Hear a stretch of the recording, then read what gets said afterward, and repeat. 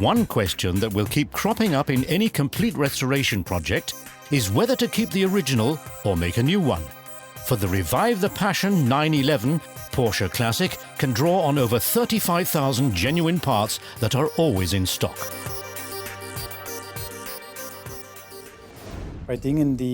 We often get cracks on things that are in direct sight, like this dashboard, for example. The material hardens in the sunlight, and once that happens, there's no point in refurbishing it because it will never look right.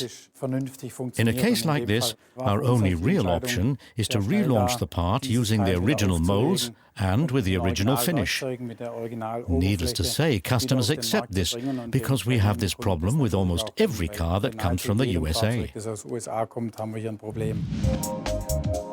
The Revive the Passion Porsche 911T has to meet the highest quality standards, technically like new, but retaining its original character. These are the original instruments that we're having overhauled. They'll have new rings put on, new glass faces fitted, and the counters will be overhauled. Most counters contain springs and gear wheels that can wear, or the springs in the guide can bend, with the result that the counter no longer works correctly. Authenticity and individual customer wishes have top priority in the Porsche Classic workshop. That's an original switch, we've checked. In other words, the rotary knob is still the old one that we were able to reuse. Only the back part was replaced, because the contacts on switches usually burn off, which means a switch no longer works properly.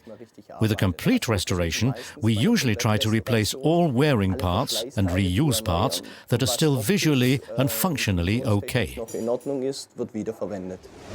The old 5 round instruments with their timeless beauty are shining like new once more.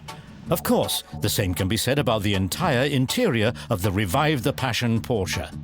But before the restored original seats are returned to their usual spot, the upholsterer takes care of the roof lining and sun visors.